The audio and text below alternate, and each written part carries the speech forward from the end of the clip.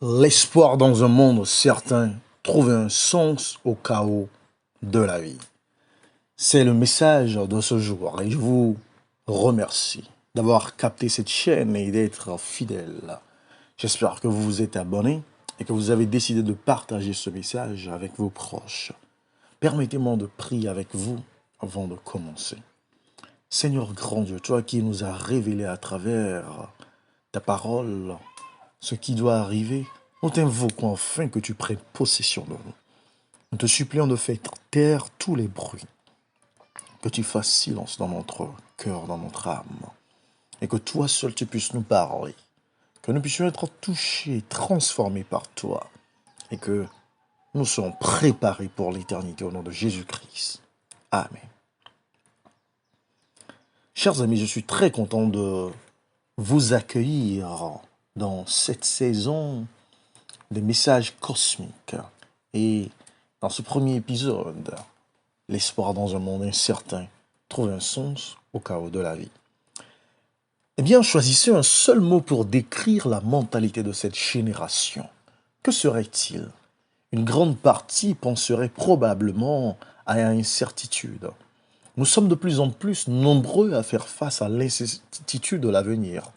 Notre incertitude entraîne des inquiétudes majeures, inquiétudes qui deviennent un cancer de l'âme rongeant notre joie. Eh bien, nous sommes aussi préoccupés par les meurtres de masse, insensés et bêtes, préoccupés par l'augmentation des catastrophes naturelles. Cette inquiétude excessive conduit à de l'anxiété et de l'incertitude. Nous sommes angoissés et troublés à l'idée qu'une attaque terroriste insensée puisse soudainement mettre fin à nos vies. Nous ne savons pas si une guerre nucléaire pourrait nous rayer de la surface de la Terre ou si le réchauffement climatique s'en chargera en premier. Pour des millions de personnes, ce sentiment d'incertitude est quotidien. Ils n'ont aucune idée d'où viendra leur prochain repas ni où ils poseront leur tête ce soir. Nombreux sont incertains quant à leur santé, leur mariage ou leur avenir. Au plus profond de notre être, nous sommes troublés par ce qui pourrait nous arriver par la suite. L'avenir de ce monde nous angoisse. Nous sommes sérieusement préoccupés par le monde dans lequel nos enfants grandiront. Plusieurs ont perdu l'espoir d'un lendemain radieux ou d'un futur positif. Quelqu'un a dit, on peut vivre des jours sans nourriture, des heures sans eau et des minutes sans air, mais sans espoir, c'est impossible. L'angoisse générale de notre société, ce sentiment intérieur de quelque chose ne va pas et qu'il y a peu de certitude, cette peur de l'avenir ont créé un sentiment de désespoir. Le désespoir a contribué à l'augmentation de la toxicomanie, de la surmédication par les antidépresseurs, de l'alcoolisme et du suicide. Oui, nous sommes tellement environnés par beaucoup de tourments que nous ne savons pas comment nous y prendre. Oui, chers amis, bienvenue dans cette aventure, dans cette odyssée qui va nous transporter dans les oracles divins. Oh oui, l'angoisse générale de notre société, ce sentiment intérieur que quelque chose ne va pas et qu'il y a peu de certitude, cette peur de l'avenir ont créé un sentiment de désespoir. Le désespoir a contribué à l'augmentation de tout ce qui peut causer notre bonheur. Lorsque le désespoir s'abat sur nous, l'avenir semble s'assombrir et le futur devient incertain. Mais l'espoir nous permet d'apercevoir ce qui pourrait être. Il éclaire les possibilités de notre futur. Il nous permet d'oublier l'horreur d'ici-bas pour nous concentrer vers la beauté des cieux au-dessus de nous. Eh bien, l'Apocalypse révèle le plan ultime de Dieu pour l'humanité. Je vous convie à cette étude approfondie. En regardant autour de nous, nous sentons qu'un conflit cosmique se déroule dans l'univers entre le bien et le mal, l'amour et la haine, la bonté et la méchanceté. Lorsque nous comprenons les enjeux de ce conflit cosmique, ce conflit ancestral entre le bien et le mal, l'espoir s'élève dans nos cœurs. L'anxiété fait place à la paix et la certitude remplace le doute. Le dernier livre de la Bible, l'Apocalypse, révèle le plan de Satan et le plan de Dieu pour une victoire complète dans le conflit entre le bien et le mal qui fait rage dans l'univers. Il révèle en détail la stratégie de Dieu pour la victoire dans la dernière guerre de la terre. Apocalypse 12 pose le cadre du grand conflit entre le bien et le mal qui fait rage dans l'univers.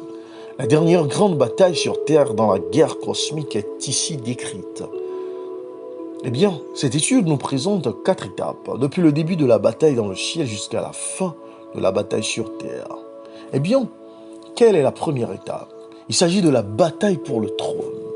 Et j'ai une bonne nouvelle pour vous. Jésus gagne et Satan perd. Dans Apocalypse chapitre 12, versets 7 à 9, nous avons une description du conflit cosmique entre le bien et le mal.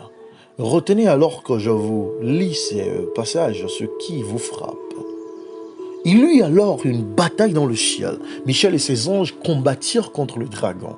Le dragon et ses anges combattirent aussi, mais ils ne furent pas les plus forts et il n'y eut plus de place pour eux dans le ciel. Il fut jeté dehors. Le grand dragon, le serpent ancien, appelé le diable et Satan, celui qui égare toute la terre, il fut jeté sur la terre et ses anges furent jetés avec lui. Cela semble étrange qu'une guerre puisse éclater au paradis. Cela soulève des questions importantes. Comment un Dieu aimant a-t-il pu créer un ange démoniaque qui a déclenché cette guerre dans le ciel? Cet ange avait-il un défaut de fabrication qui l'a conduit à se rebeller contre Dieu? Si Dieu savait que cet ange finirait par se rebeller contre lui, pourquoi l'a-t-il alors créé? La Bible explique clairement l'origine du mal. Elle nous montre l'envers du décor sur ce conflit entre le bien et le mal afin que nous puissions comprendre les enjeux de cette grande controverse. Vous savez, les prophètes Ézéchiel et Isaïe décrivent le raisonnement de cet ange appelé Lucifer, ce qui a conduit à sa rébellion. Lisons ensemble Ézéchiel chapitre 28, les versets 12 à 15. « Fils de l'homme, prononce une complainte sur le roi de Tyr. Tu lui annonceras. Voici ce que dit le Seigneur l'Éternel. Tu représentais la perfection. Tu étais plein de sagesse. Tu étais d'une beauté parfaite. Tu étais en Éden, le jardin de Dieu. Tu étais couvert de toutes sortes de pierres précieuses, de sardoine, de topaze, de diamants, de chrysolite, d'onyx, de jaspe, de saphir, d'escarboucle, d'émeraude, ainsi que d'or.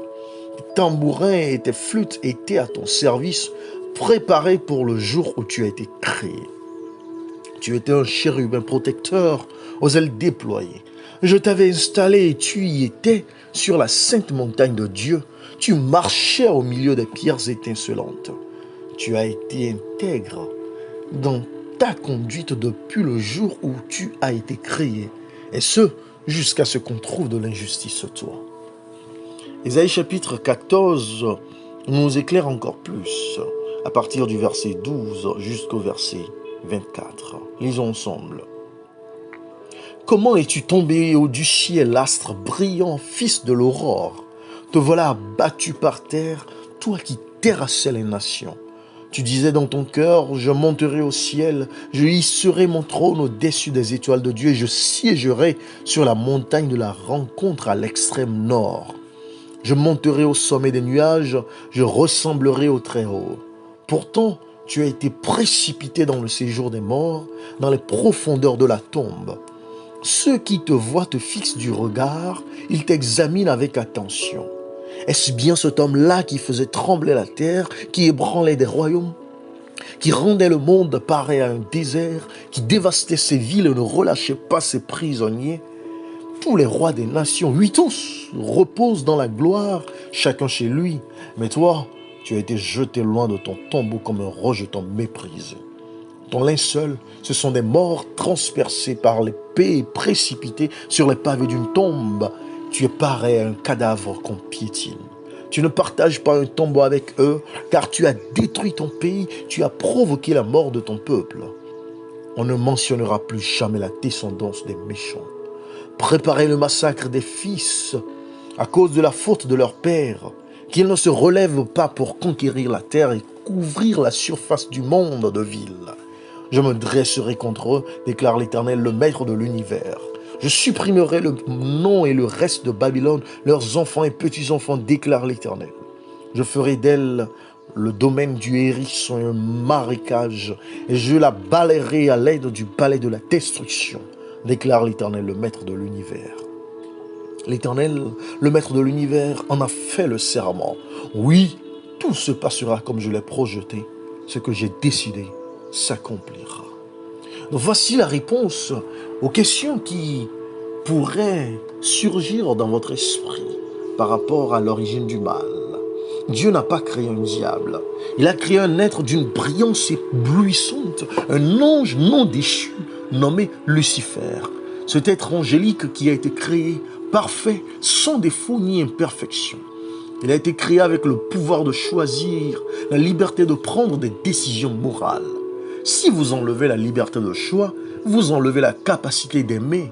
Et si vous ne pouvez pas aimer, vous ne pouvez pas connaître le vrai bonheur. La liberté de choisir est un principe fondamental du ministère de Dieu. Le péché est né avec Lucifer au ciel même. Sa désobéissance n'avait pas d'origine. Aucune explication logique ne permet de comprendre pourquoi Lucifer, cet ange parfait, a laissé l'orgueil et la jalousie s'enraciner dans son cœur et se transformer en rébellion contre son Créateur. Lucifer, un être créé, désirait l'adoration qui n'appartenait qu'au Créateur. Il a tenté d'usurper le trône de Dieu en remettant en question son autorité. Il a défié Dieu et a mené une rébellion contre son gouvernement. Tous les anges ont dû choisir leur camp dans ce conflit cosmique. Un tiers des anges se sont rangés du côté de Lucifer et ont été chassés du ciel. Lucifer, le porteur de lumière, est devenu Satan, aussi appelé l'ennemi ou l'adversaire. Mais voici l'incroyable bonne nouvelle. Apocalypse 12 décrit le triomphe du Christ dans cette phase initiale du conflit cosmique qui a commencé dans le ciel il y a des millénaires. Durant cette lutte dans le lieu céleste, Jésus a vaincu Satan. Satan a été chassé du ciel et comme le décrit Apocalypse 12, 8, le diable et ses démons ne furent pas les plus forts et leur place ne fut plus trouvée dans le ciel. Jésus n'a encore jamais perdu une bataille contre Satan.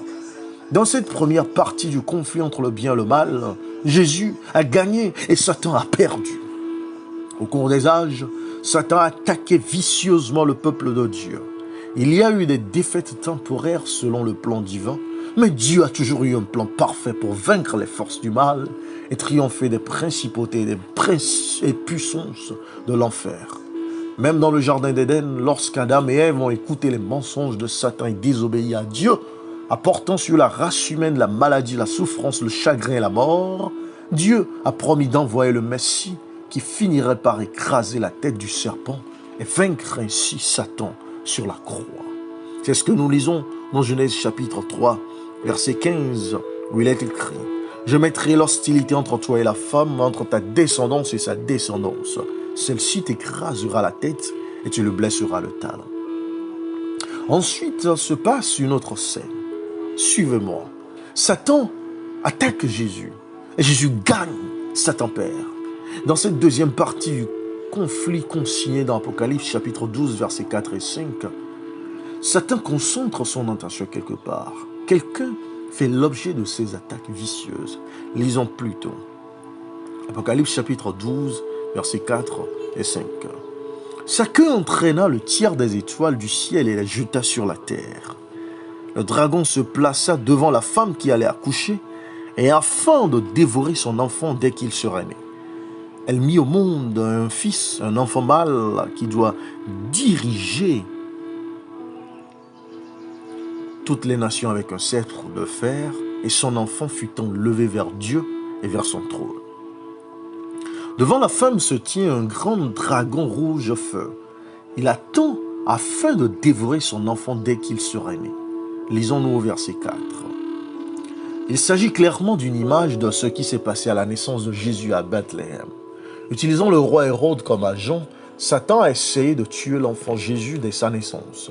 Satan s'est souvenu des paroles de Dieu en Éden, que nous venons de lire dans Genèse chapitre 3, verset 15. Il savait que Jésus était venu pour remporter la victoire et détruire son pouvoir, c'est-à-dire continuer et finir ce qu'il avait commencé au ciel. Dans Matthieu chapitre 2, verset 16, nous lisons « Hérode envoya tuer tous les enfants de 2 et au-dessous, qui était à Bethléem et dans tout son territoire, selon la date qu'il s'était fait préciser par les mages. Satan a essayé de tuer Jésus, mais son enfant fut enlevé vers Dieu, vers son trône, comme nous venons de lire dans Apocalypse chapitre 12, verset 15. Bien sûr, Satan a réussi à tuer Jésus sur la croix. Mais bien que cela ait pu sembler être une victoire pour le dragon, la mort de Jésus sur la croix lui a infligé une blessure mortelle à la tête. Satan a été vaincu. La mort du Christ sur la croix a révélé l'immense amour de Dieu dans le conflit entre le bien et le mal. Elle a répondu aux accusations de Satan selon lesquelles Dieu était injuste et inéquitable. Elle a révélé que le ciel était prêt à faire tout ce qui était nécessaire pour sauver toute l'humanité. La Bible enseigne que le salaire du péché, c'est la mort, dans Romains chapitre 6, verset 23. Puisque tous ont péché et sont privés de la gloire de Dieu, nous méritons tous de subir les conséquences éternelles du péché. Selon Romains chapitre 3, verset 23. Sur la croix, Jésus a porté la culpabilité, la honte et la condamnation de notre péché. Il a reçu une condamnation qui nous était destinée afin que nous puissions vivre la vie qu'il avait méritée. Par sa grâce, le don de la vie éternelle nous est offert, selon Éphésiens 2, 8. Bien que Satan soit toujours actif dans ce monde, son emprise sur les humains a été brisée par la mort de Jésus sur la croix. À travers sa vie et sa mort, Jésus a révélé l'amour de Dieu à notre planète couverte de pécheurs. Jésus a ressuscité et est retourné au ciel. Sa mort n'a été qu'un coup temporaire porté à son talon. Dieu a gagné et Satan a perdu cet épisode du grand conflit. Nous lisons dans Apocalypse chapitre 12, verset 9. Il fut jeté dehors le grand dragon, le serpent ancien appelé le diable et Satan, celui qui égare toute la terre. Il fut jeté sur la terre et ses anges furent jetés avec lui. Ici, nous identifions donc le symbole du dragon comme étant Satan lui-même. Dans Éphésiens chapitre 5, les versets 25 à 27 et 32, nous identifions notre symbole. Marie, aimez votre femme comme Christ a aimé l'Église. Il s'est donné lui-même pour elle, afin de la conduire à la sainteté après l'avoir purifiée, lavée par l'eau de la parole, pour faire paraître devant lui cette Église glorieuse, sans tache, ni ride, ni rien de semblable, mais sainte et irréprochable.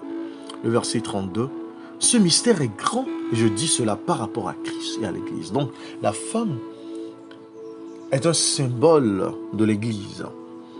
Dans Matthieu chapitre 1, les versets 21 à 23, nous lisons ces éléments.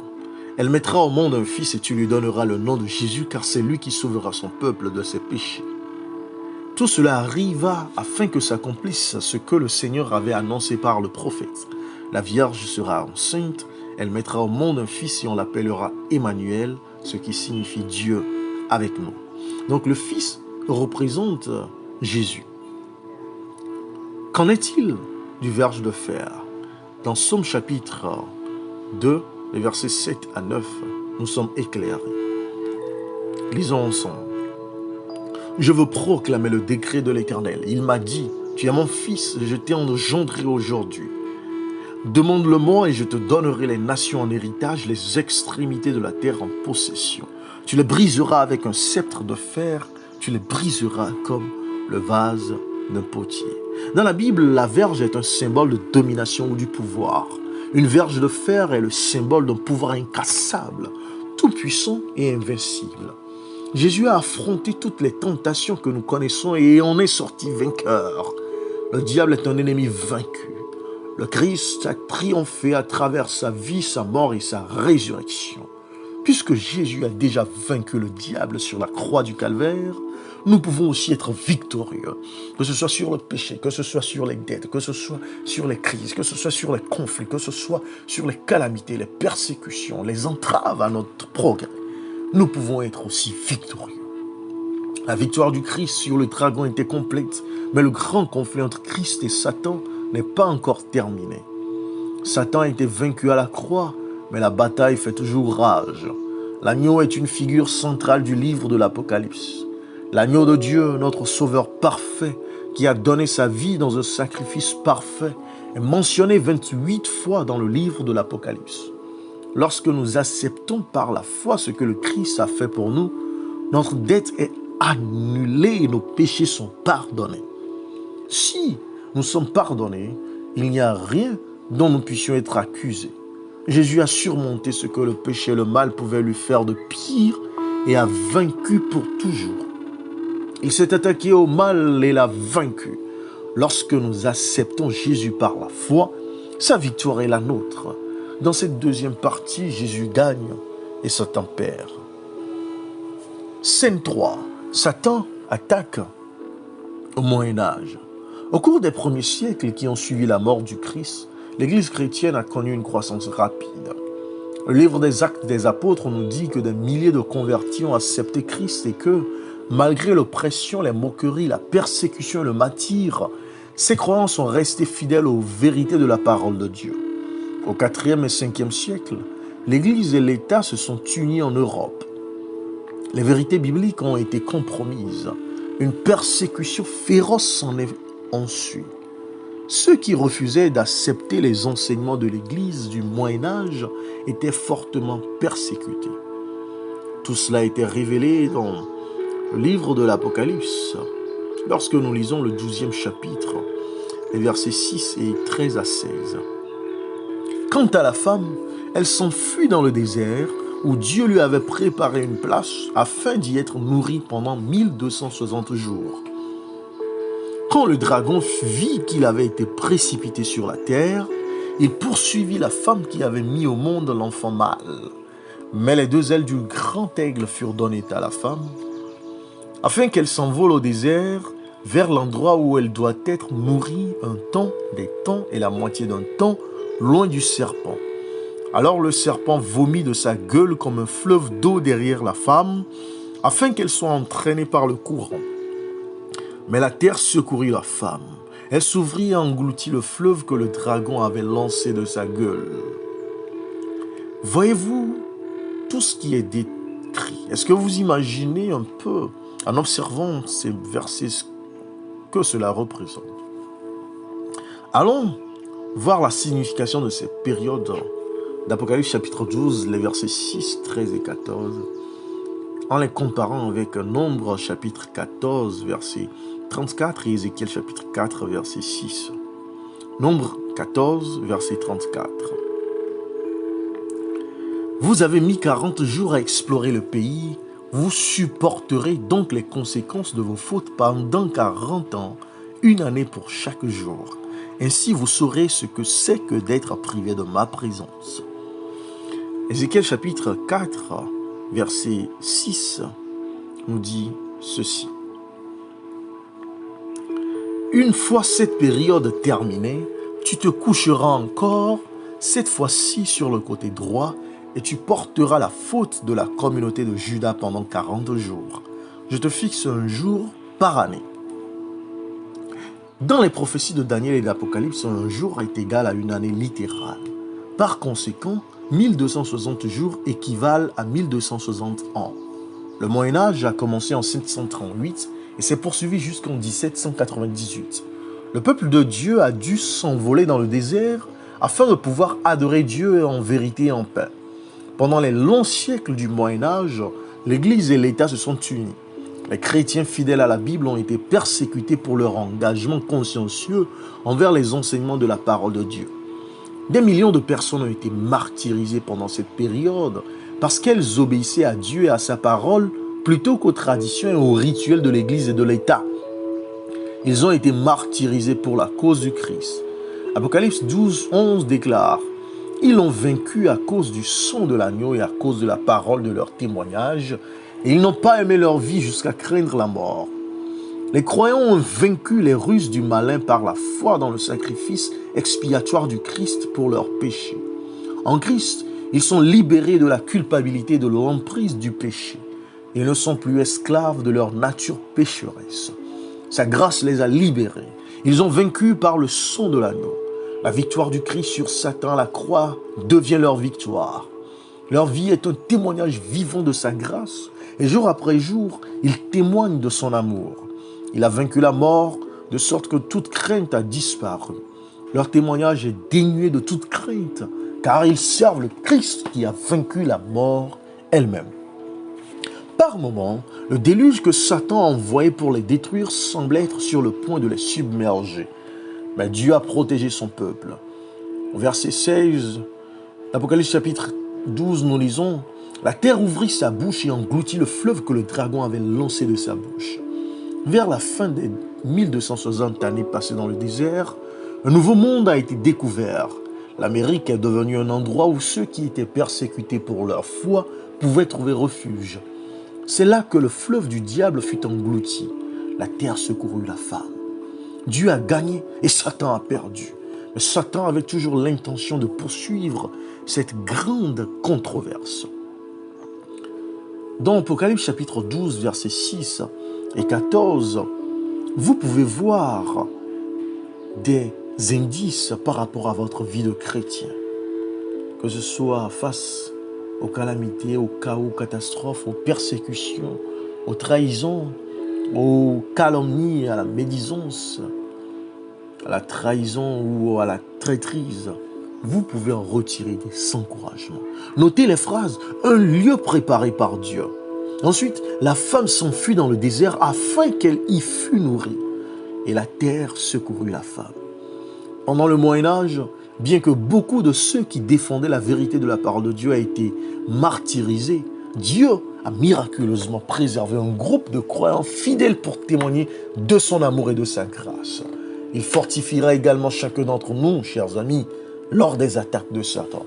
Que ce soit spirituel, physique, que ce soit financier ou marital, que ce soit intellectuel ou psychologique, Dieu saura vous défendre et fera de vous un victorieux.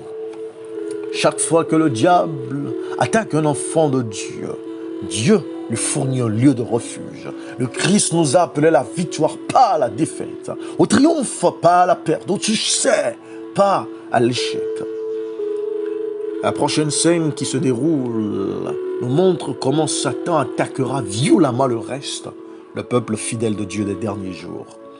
Dans ce dernier épisode d'Apocalypse 12, le diable concentre son épouvantable colère sur le peuple de Dieu à la fin des temps. Son but est de les écraser ou de les détruire. À chaque époque, il a utilisé la tromperie et la persécution pour contrecarrer le témoignage du peuple de Dieu croyant en la Bible. Pourtant, dans chaque génération, Dieu a eu un groupe de personnes qui lui sont restées fidèles. Juste avant son retour, il aura à nouveau un peuple fidèle à sa parole. Voici les caractéristiques de ceux qui composent cette Église, ce reste de Dieu dans les derniers jours. Lisons Apocalypse chapitre 12, verset 17, et ensuite Apocalypse chapitre 14, verset 12. Furieux contre la femme, le dragon s'en alla faire la guerre au reste de sa descendance, à ceux qui respectent les commandements de Dieu et qui gardent le témoignage de Jésus. Apocalypse chapitre 14, verset 12, poursuit cette description en disant « C'est ici qu'est nécessaire la persévérance des saints qui gardent les commandements de Dieu et la foi en Jésus. » Selon Apocalypse chapitre 12, verset 9, le dragon représente Satan. Dans ce passage, Satan est en colère contre la femme, l'Église de Dieu. Le diable est furieux contre un peuple qui garde les commandements de Dieu et il fera tout en son pouvoir pour le détruire.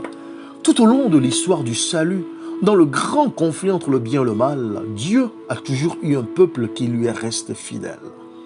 Il a toujours eu un reste. Ceux qui sont restés fidèles à sa parole alors que la majorité s'était éloignée de la foi. Le peuple fidèle de Dieu qui vit dans les derniers jours est la progéniture, le reste de toutes ces générations qui les ont précédés. Parlant des apôtres, des martyrs, des réformateurs, des hommes et des femmes fidèles qui ont défendu la vérité à travers les siècles. Pouvons-nous identifier ce reste? Le verset 17 donne deux caractéristiques de ce groupe des derniers jours contre lequel le dragon est enragé et avec lequel il fait la guerre. Premièrement, il garde les commandements de Dieu. Dans les derniers jours avant le retour de Jésus, Dieu aura un peuple qui gardera ses commandements, non pas parce qu'ils croient qu'obéir aux commandements les sauveront ou qu'ils essaient de mériter le salut. Ils gardent les commandements de Dieu parce qu'ils l'aiment, parce qu'ils veulent lui faire plaisir et montrer leur loyauté envers lui. Jésus a dit dans Jean chapitre 14, verset 15, « Si vous m'aimez, gardez mes commandements. » L'amour est le plus puissant motif d'obéissance. Si l'on aperçoit ne serait-ce qu'une partie de son amour à la croix, notre cœur est brisé. Nous désirons le servir. Comme le dit l'apôtre Jean dans Jean chapitre 4, verset 19. Nous l'aimons parce qu'il nous a aimés le premier. Comme Jésus l'a également dit par l'intermédiaire du psalmiste dans Psaume 40, verset 8. « Je prends plaisir à faire ta volonté, ô mon Dieu, et ta loi est au fond de mon cœur. » L'amour est la cause, l'obéissance en est la réponse. On ne peut pas vraiment aimer et être désobéissant. L'une des caractéristiques du reste du peuple de Dieu est qu'il garde ses commandements. Jésus décrit l'apogée de l'histoire compte tenu de son glorieux retour sur terre en ces termes. Allons dans Matthieu chapitre 24, verset 14. Et lisons ensemble ce qu'il dit. Cette bonne nouvelle du royaume sera proclamée dans le monde entier pour servir de témoignage à toutes les nations. Alors viendra la fin. Et dans Matthieu chapitre 28, verset 19 à 20, il dit, « Allez donc, faites de toutes les nations des disciples, baptisez-les au nom du Père, du Fils et du Saint-Esprit, enseignez-leur à mettre en pratique tout ce que je vous ai prescrit. Et moi, je suis avec vous tous les jours jusqu'à la fin du monde. » À la fin des temps, le reste de Dieu proclamera le message évangélique du salut jusqu'aux extrémités de la terre, en enseignant aux gens à observer toutes les choses que Jésus a ordonnées. Il sera avec son peuple jusqu'à la fin. Le dragon sera enragé contre eux. Le diable leur fera la guerre avec toute la puissance de l'enfer dont il dispose. Mais Jésus dit, « Et voici, je suis avec vous tous les jours jusqu'à la fin du monde. » Matthieu chapitre 28, verset 20. À travers les âges, Jésus n'a jamais perdu aucune bataille contre Satan. Il est notre Seigneur tout-puissant, conquérant et triomphant. Dans cette dernière bataille, une fois de plus, Dieu gagne et Satan perd.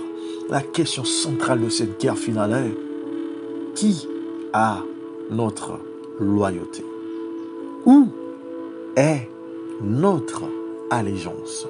Le ciel appelle une dernière génération de croyants qui sont prêts à affronter la mort pour sa cause, tellement l'amour du Christ les a touchés.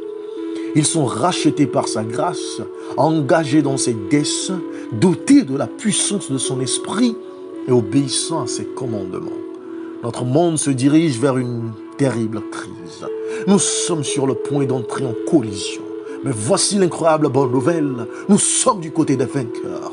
Le Christ et son peuple vont triompher. En Jésus, par Jésus, à travers Jésus, à cause de Jésus, nous allons enfin triompher. Voulez-vous dire, Seigneur, je veux être de ton côté, du côté des vainqueurs, dans ce grand conflit entre le bien et le mal. Si tel est votre désir, j'aimerais prier avec vous. Éternel, prends notre cœur, prends notre esprit, prends notre corps, rends-les captifs de ta puissance. Possède-nous par ton Esprit Saint, afin que dans la calamité, afin que dans la persécution, afin que dans le chaos, nous puissions être toujours triomphants, que nous puissions être toujours vainqueurs, que nous puissions être toujours de ton côté. Éternel, calme nos peurs, calme nos craintes et délivre-nous par ta puissance. Guéris-nous par ta puissance. Soutiens-nous par ta puissance. Et secours-nous par ta puissance. Encourage-nous par ta puissance. Au nom puissant de Jésus-Christ. Amen. Chers amis, avant de prendre congé de vous, je voudrais vous lire ce passage, extrait du livre à la renommée mondiale, La tragédie des siècles, qui approfondit le sujet que je vous ai présenté aujourd'hui. Et je prie que ce texte soit une bénédiction pour vous. À la loi et au témoignage, si l'on ne parle pas ainsi, il n'y aura point d'aurore pour le peuple. Ésaïe chapitre 8, verset 20. La parole de Dieu est donnée aux croyants comme sauvegarde contre les faux docteurs et les esprits séducteurs. Satan se sert de tous les moyens pour empêcher les gens de se familiariser avec les Écritures, dont les déclarations claires et précises dévoilent ses desseins. Chaque réveil du peuple de Dieu est marqué par un redoublement d'activité de la part de l'ennemi. Il rassemble maintenant ses dernières énergies pour un assaut final contre le Christ et ses disciples. La grande et suprême séduction est imminente. L'Antichrist va opérer ses plus grands prodiges sous nos yeux. La contrefaçon sera si parfaite qu'il ne sera possible de la démasquer que par les Écritures. C'est en effet par ces dernières qu'il faut éprouver la nature de chaque déclaration, de chaque miracle. Ceux qui s'efforcent d'observer tous les commandements de Dieu devront affronter l'opposition et la moquerie. Ce n'est que par la confiance en Dieu qu'ils pourront subsister. Il faut, pour faire face aux épreuves qui les attendent, qu'ils comprennent la volonté de Dieu telle qu'elle est révélée dans sa parole.